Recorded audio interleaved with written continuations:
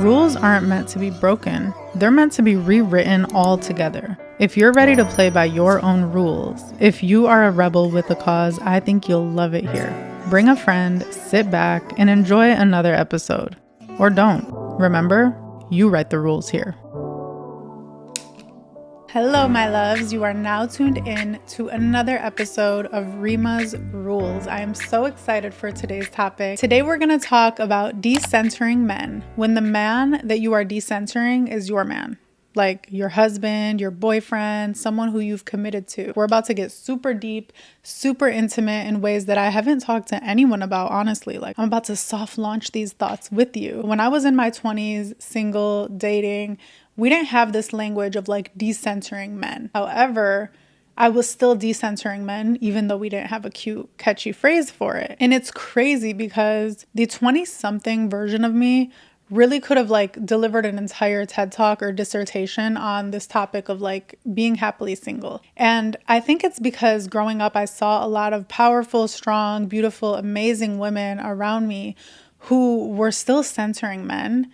And it's almost as if they thought that their self-worth could only go so far and that a man needed to activate their next level of worthiness. I hated that idea because it just felt like such a waste of our most amazing, young, freest years. And I just did not want that to be my story. Like, I didn't want, by the way, I move my hands so much when I talk and I'm so scared to hit this mic and mess up the audio. So I'm going to try to be chill with these hand movements. But anyway, I did not want my 20s to be defined by this quest for this Prince Charming that a lot of us seem to be on. And that I mean that with no shade. Like, I understand it because especially in certain cultures, we kind of are treated like that is one of our top checklist items. I was thankful to be raised in a household where that wasn't the priority. I also had a mom who was super independent and strong and really taught me to love every phase of my life. And we'll get to that a little bit later. But I'd be lying if I said the culture around me still didn't try to influence me to think that my worthiness would be activated when I found a boyfriend or a husband. And if you watched my recent episode, just kind of explaining why I've shifted this channel to Rima's Rules, you know that I'm a rebel. And anytime I feel someone trying to pressure me to think a certain way or pressure me to abide by certain rules, I will break those rules. And because I did feel like culture was trying to pressure me into centering men in my story, I was like, oh, no. Absolutely not. This is my story and it's going to be a page turner and it's going to be amazing. And I was so stubborn that for the longest time, even in high school, even, in college, when I was talking to boys and, I had all these crushes, I refused to write about boys in my journal.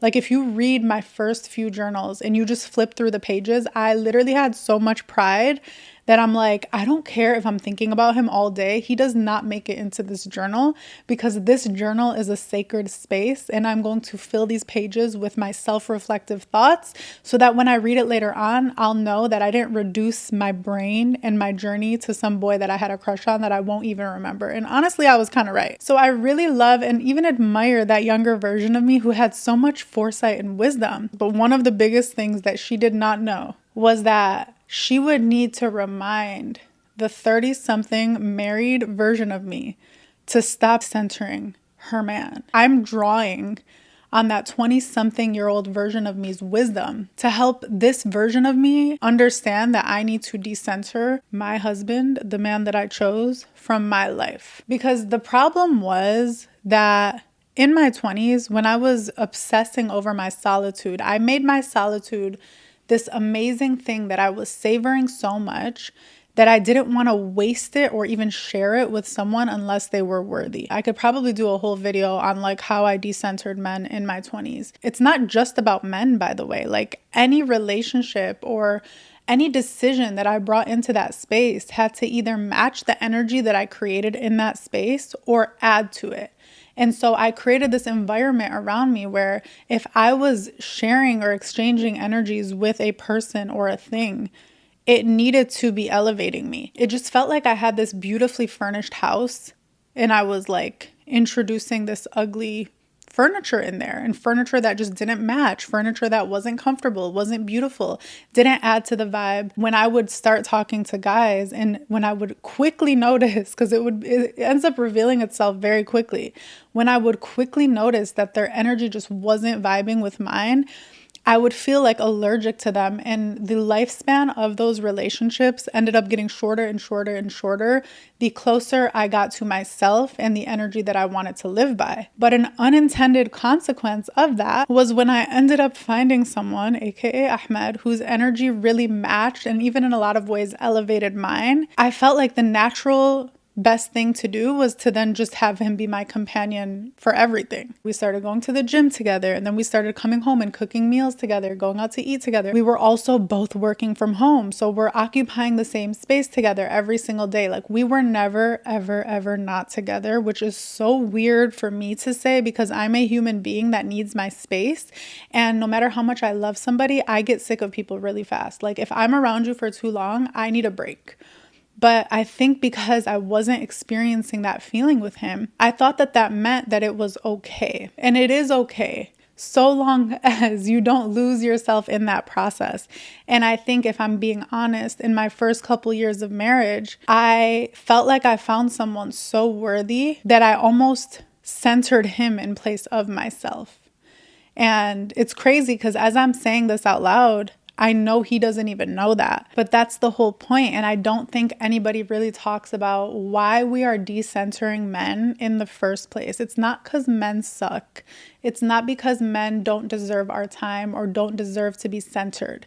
Because even and especially when you find somebody who is very worthy of everything because you chose him, you should still be centering yourself. And decentering men is just a fancy, cute, catchy way of reminding ourselves that we are to be centered because it is our lives. We need to come first before we could ever be of service or value to somebody else. Like, we need to have an intimate relationship with ourselves, and that needs to come first before we could extend that to someone else. And as a matter of fact, as I get through these 5 tips, I think you'll understand that the quality of your relationship to anybody in your life, especially someone who you're choosing to spend the rest of your life with, is directly linked to the quality of the relationship that you have with yourself.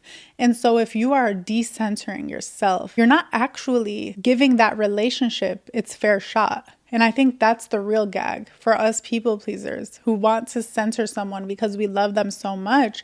It's so ironic because in decentering ourselves, we're actually not best supporting that person. So I'm going to go through the 5 things that I'm applying to my relationship as we speak. The first tip is embracing what it means to be the woman of the house. The reason I chose to phrase it like this is because in Arabic, we have this saying that every Arab girl knows, and it's called sit bait, okay? Sit bait literally means woman of the house or girl of the house. And a lot of people, when they hear that word, and I know I used to be like this too, like you cringe because sometimes it gives misogyny, I'm not gonna lie, to the point where it's like, to be a good sit bait, then you need to know that when people come over, you need to like offer them something to eat or drink, or to be a good sitbet, you need to know how to cook, you need to know how to clean. But if you flip it on its head, because again, Rima's rules, I get to flip it on its head and refer to it in the way that I want to, and you really take a step back, the word just means woman of the house.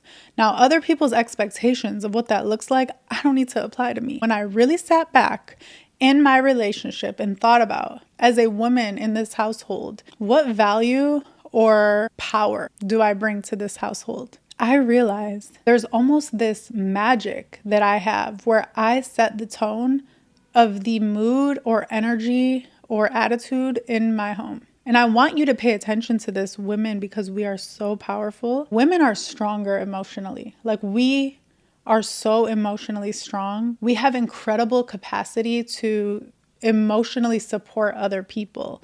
And I've noticed that in my own relationship, when I take a step back, I'm like, my mood and my attitude, like when I'm in a good mood, I empower him so much. Like the way I'm able to pour into him emotionally when he wants to talk to me about things at work or anything, like any interpersonal dynamics, when he needs advice, like my attitude that I give to him is so incredibly uplifting to him. And then the opposite is true. When I feel drained, when I feel overwhelmed, when I'm stressed, that energy just truly sets the tone in my space and in my home. And so, especially as someone like me who is a recovering people pleaser, who has so much love to give and mistakenly sometimes puts other people before herself, I realize that I'm actually not helping them by not helping myself. Like when I help myself and when I'm happy, he's 10 times happier. And he doesn't even realize why he's happy. He's just happy because I'm happy. Like, I hate to be cliche about this and minimize it to like happy wife, happy life. But I really feel like sometimes there's a lot of wisdoms in these cliches. And that's probably what they meant. Women have such an incredible power of just creating a vibe. It's because I have such an incredible capacity to hold space for him and be there for him and be a listening ear and come back and support him and just empower him and motivate him and make him feel better. Like all this stuff I do on YouTube, of course I'm doing it at home, but I can't do that until I've filled my own cup.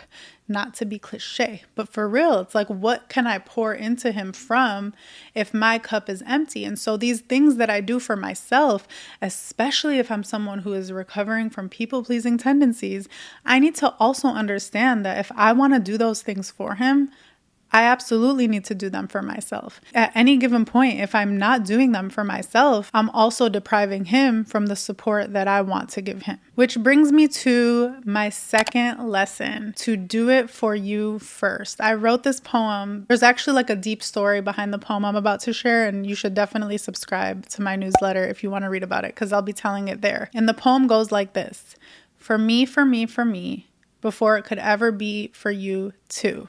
And it's a poem that I wrote in my 20s, and it was speaking to this idea of just self-assurance and validation and really wanting to do things for myself and not do it for the validation of other people. And I actually want to tell you another story about my mom, who originally taught me this lesson. It just changed my conception of what it meant to be a woman. And Mama, if you're watching this, hi. I love you. She knows what story I'm about to tell because I tell it all the time. But I was about 16 years old, and at this time, I was living at home, obviously, with my parents. My dad was overseas on vacation, and my mom we had just finished dinner, and she was, on her iPad in the living room. And she called this period of time, it was like a new thing that she instituted at home called zone out time. And so I think it was from like 8 p.m. onward, she was zoning out. And she would literally tell us, like, I don't care what you need. I don't care if you have a question. I don't care if the house is burning. No matter what's going on, figure it out. It can wait. I'm reading my book on my iPad or watching my show, and it's me time. And so, it was all fine for the first few weeks. But one day, my sister and I were doing the dishes after dinner. We look down and our feet are getting wet. And we open like the thing under the sink, and it's like leaking so fast. Okay. The sink is just like pouring out water. We look over to my mom. We're like, Mama, like it's leaking. What should we do? And I'll never forget, like my little sister's panicking and stuff. I'll never forget, my mom was just like, she didn't even look from the iPad, okay? She like was on a whole different planet, and she just goes, zone out time, and doesn't even look at us. And my sister got mad, okay? I remember my little sister was just kind of like, what the heck? And we're getting buckets and putting it under the thing. But I feel like everything for me in that moment just stopped. And I like was in awe of her. Really, where I just looked at her and I was so impressed by how serious she was taking her boundaries.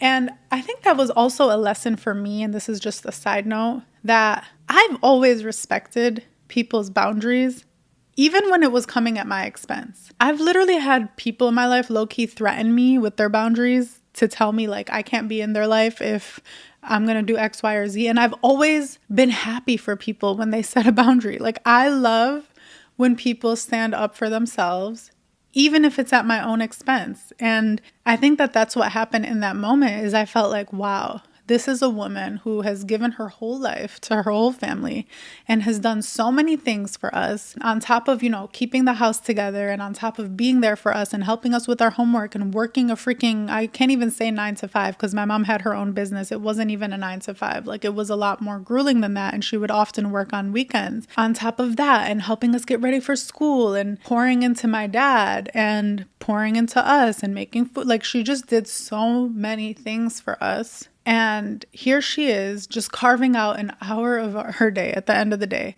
to focus on herself, an hour or two. And when we tried to infringe on those boundaries, she very gracefully pointed to the boundary again and said, yeah, no, don't you see this? You're not crossing this. Like, I already told you guys. And it wasn't even like dramatic. It was just like, you guys will figure it out. And guess what? We did figure it out. Some people might argue that to be a good mom or a good wife or whatever in that moment is to get up and drop everything that you're doing and go try to help us, with this little flood situation. But I would argue that if she did that, I would not be on here over a decade later talking to you about the lesson that I learned about being a woman and about boundaries and about not overextending myself for everyone else at my own expense. Like, to me, that was the best, most amazing thing she could have done as a mother. And the best part is she wasn't even doing it for me. She was doing it for herself. I'm so grateful that I've learned this third one. And it is that resentment is always about you. You're not going to like this one, but you need to hear it, okay? When you feel resentment, which is a very normal emotion that you should never judge yourself for, allow it to be a map to where you still need healing and work. Resentment is telling you that you have betrayed your boundaries and that you failed to show up for yourself in a way that you really needed to. And it is so much easier for us to point that blame to other people instead of take responsibility for the fact that we didn't show up for ourselves. It feels so much better. Our ego loves the self-righteousness involved in being able to be like, well, they did this and I'm a victim because they haven't called me back and they haven't done this and I'm resenting them because I give so much in this relationship and they just don't give me anything in return. And I am not the friend that's going to nod my head when people come at me like that, because the number one thing that I will always remind people that I love is that nobody's forcing you to be in that relationship. Nobody is forcing you to give so much. They didn't ask you to do that. If you open the door for somebody and they don't say thank you, you can't resent them. You can definitely think that they don't have manners. You can think that maybe it felt a little bit rude. You also don't know. Like, there's so many things that could be at play that you don't really know. But if it makes you feel like they're rude and you don't want to be friends with them, then that's fine. But you can't resent them for the fact that you made the choice to open the door for them. It is very manipulative for you to make a choice to do something for someone else, expecting something specific in return. I need you to understand that, not just because it's manipulative, but because it will save you so much heartache to realize that you should never make a decision to do something for someone unless you're doing it just from the goodness of your heart. And if something in return happens, then great. Beautiful, amazing, you're compatible, it's aligned. But if you bend over backwards for someone and you don't get a gold star, it is your choice whether you want to stay in that relationship or not. I'm not telling you to tolerate people's bad behavior. Understand what I'm saying. You don't have to tolerate people's lack of whatever. If you're the type of person that needs your friends to text you back within a certain time frame, first of all, me and you could never be friends. Second of all, it is your choice to decide that you want friends that communicate to you on a regular basis. But what is not fair is to respond to someone consistently, and because you do that, expect a certain behavior out of them. And if they fall short of that behavior, stay in that relationship despite their bad behavior or misaligned behavior, and also be upset with them in silence. What? If you offered somebody your last French fry and they took it and ate it naturally, do you have a right to be mad at them because you're still hungry? I know that in that example, it sounds like so obvious. Like, no, I told them they could take the French fry. Like, at that point, if I was really that hungry, I should have just eaten it. Like, common sense kicks in when it's these little kind of seemingly random moments. But that's how it is in your relationships too. This applies to all relationships, but obviously this video is focused on, romantic ones. And I had to learn that with Ahmed. Like, there were so many moments for sure in the beginning of our relationship where I felt like I was doing more. And so I had to have this moment because I already understood this about resentment. I started feeling resentment creep up, and I started feeling the temptation of wanting to like get in his ass about it basically, and like try to shove it in his face. Like, I do this, that. And then I realized, like, hold up, wait. Number one, he didn't ask you to do any of that. And then there's the voice like, okay, yeah, but he's also not complaining. And it's like, yeah, that's cool, because people take what you give. Like, you're giving them something, they will receive it. So you have two choices. You either decide that if he doesn't change this, you don't want to be with him anymore, or you decide that you want to just do less. Because I guarantee you, both of those solutions will make you feel better than you feel right now. They might come with some other feelings, but it's not going to be resentment. Because resentment only happens when you have created this expectation and someone is repeatedly not meeting up to that expectation. But the underlying theme in that is that you're constantly putting yourself in a position to be taken for granted. It's really not because they're falling short. It's because you're overextending. It's because you're allowing yourself to betray your own boundaries. Your boundaries are trying to tell you, hey, don't do that. Don't do that for them. If it is important to you that things feel as reciprocal as possible, then you probably shouldn't go out of your way if it makes you feel bad that they don't do the same thing. What it made me realize is I was getting mad at him for not self-sacrificing. Like, when I really sat back and thought about it, I'm like, if I want him to match my energy and reciprocate the kinds of things that I do for him, I'm asking him to self-sacrifice. I'm asking him to set aside the things that are important to him to make time for me. I'm asking him to care less about his own boundaries and his own schedule for me. And if I love him, why would I want that?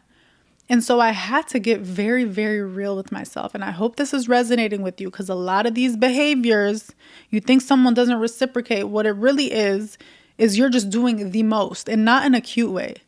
You're doing the most in a way where you're basically auditioning for their acceptance. This could be a whole nother video for a whole nother day, but a lot of our behaviors that we want reciprocated are things we just shouldn't be doing for anybody. They feel so huge, not because the gestures themselves are so huge, but because what we are sacrificing to make those things happen is so huge. And your boundaries and your resentment are trying to tell you that you are constantly disservicing yourself to serve someone else. And that's not cute.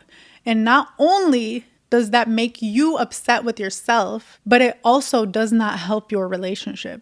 You're setting your relationships, friendships, whatever, up for failure. I'm not a mother, but I can almost guarantee that my mother's watching this feel me right now, because I can imagine the amount of self-sacrificial behaviors that come when you've created a human being and you feel like you want to do everything for them. And this little entitled POS doesn't even see all the things you're doing for them. They don't see the lack of sleep, the fact that you canceled all these things in your life to make it to something that's important to them. And then when you show up to their game, they pretend they don't know you. Like, these are random stories that I've heard just from my mom and from other parents. Understand that resentment always means that you need to figure out how to better serve yourself. That was a lot. I'm tired after that one. Let's get a little more lighthearted with number 4, which is that your life is a Pinterest board. And you need to remember that he is just a pin or two on this cute, beautiful vision board worthy Pinterest board. I've been obsessed with Pinterest lately. I'm constantly drawing inspiration. Sometimes I just create boards for no reason. I don't even show them to anybody. But the whole vibe of it is my life has gotten to this point where it really does feel like this beautiful decorated Pinterest board. And it's just a creative, metaphorical way of me saying that I've curated my vibe so well. And when we go back to, 20-something-year-old version of me, she's the one who taught me how to do that. she was curating her vibe before she was even on Pinterest like that. Like, I have curated my vibe, especially now that we're in an environment where we can work from home. We don't really have to do stuff we don't want to do that much. I'm so picky about my vibe. And I had to sit back and remind myself, like, Ahmed is amazing and he accompanies me on a lot of these vibes that I curate, but he's not the vibe. Like, my life is the vibe. He gets to be part of my vibe, just like I get to be part of his vibe. But he has his own Pinterest board. His is dramatic. His is like so extra. But my Pinterest board is soft and feminine and beautiful and minimalistic. And he gets to be a pin or two on that board. He gets to sometimes witness the other things on that board with me. But he is not the focal point of my life. Okay?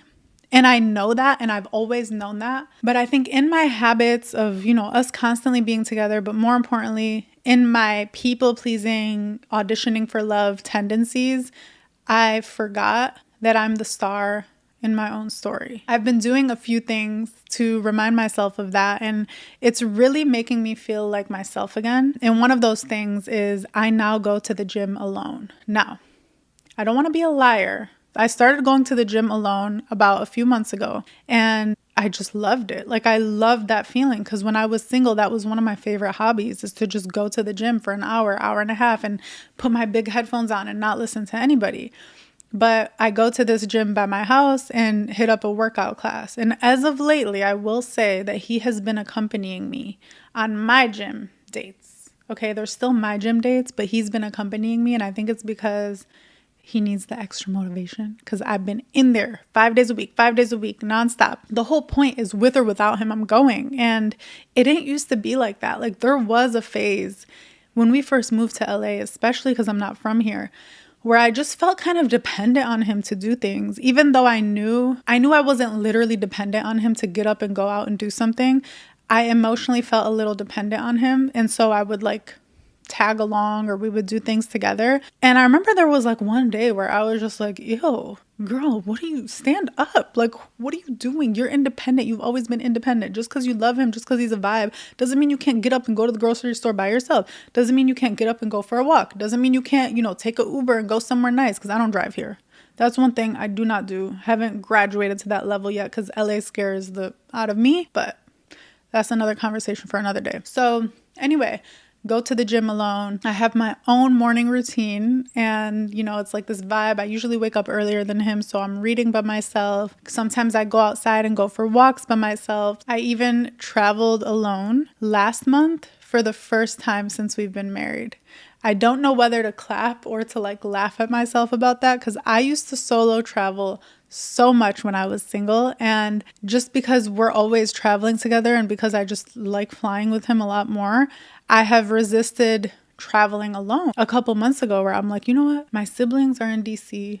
You don't need to come with me. I'm just going to go to DC. And I picked up and went to DC, and it was so fun. The one thing that I will say that I need to improve on, and I'm putting this out here just for accountability purposes, is the importance of having friends in a relationship, the importance of being close with your girls and having that group of people. I have really close friends who all live somewhere else. Like, all of my closest friends do not live here.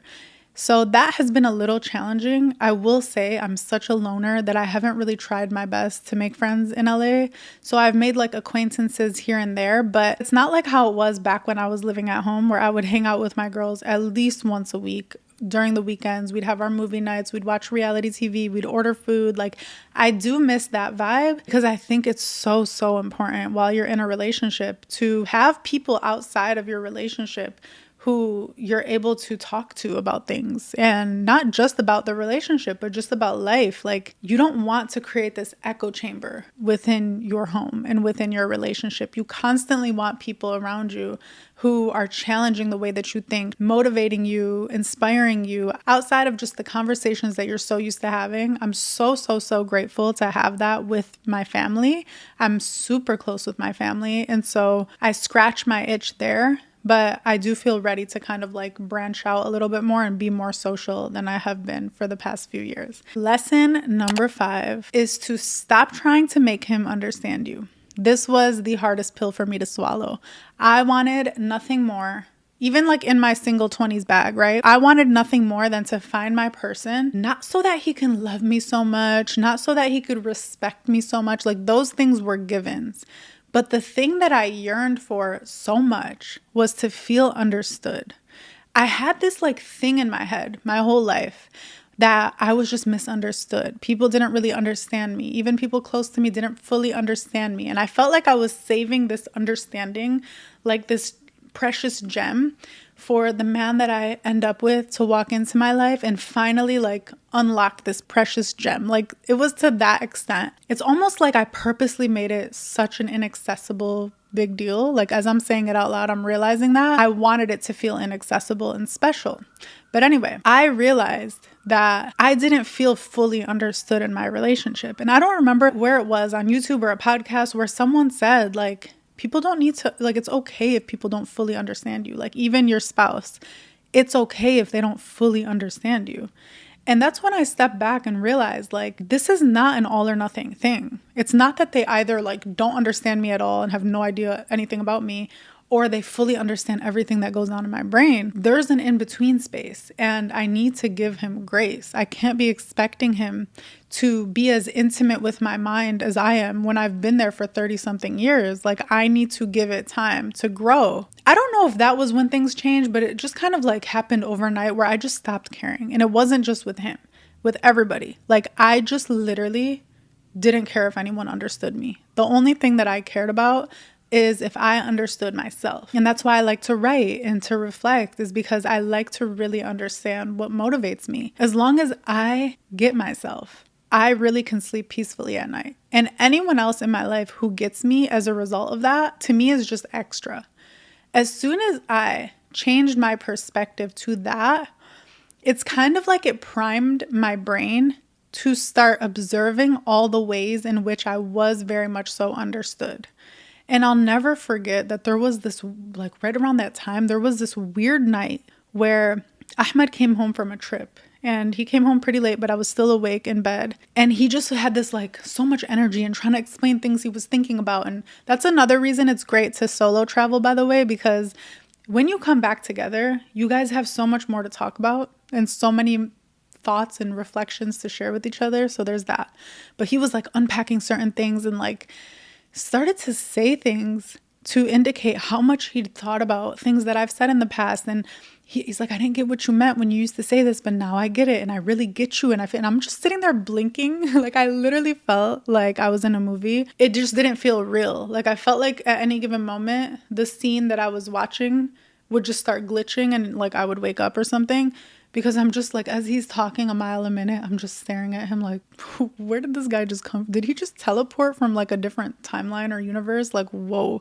But then I just like came back into my body and I'm like, okay, well, this is cool. He gets it. But I think the interesting thing was I didn't care. Like, that's the crazy thing that happens when you detach. When you really detach from something that you were dying for, that you wanted so badly, not only do you not care about the lack of it, but you don't care about the presence of it either. And it's not a bad thing. Like, I know the way I'm saying it right now makes it seem like nothing moves you or you're just like emotionless.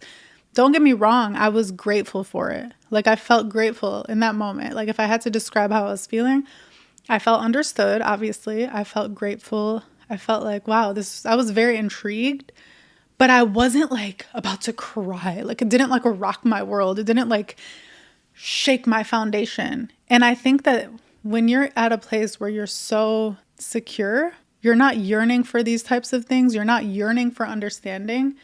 When it comes in, you're able to just appreciate and be grateful for it without allowing it to define you. And I think that's really the whole point here, is when you decenter your man even, it's not because he doesn't deserve to sit front row. It's because you need to detach yourself, because it's so important for each of us, especially those of us who've decided to be in a union, like a lifelong union.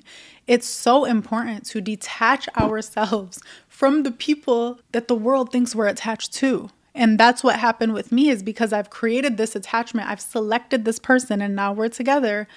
I almost forgot where I start and where I end.